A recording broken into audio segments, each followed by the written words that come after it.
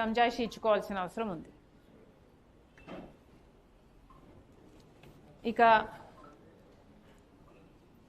ఇటీవల FBI securities exchange commission అంటే అమెరికాలో ఉన్న సెబీ ఈక్వివలెంట్ సంస్థ అవినీతి జరిగిందని అదానీ గ్రూపు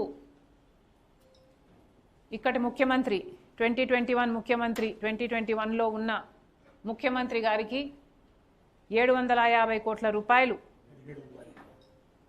1750 కోట్ల రూపాయలు లంచం ఇచ్చారని అక్కడ వాళ్ళు కేసులు పెట్టి ట్రయల్ కూడా మొదలు పెడుతున్నారు.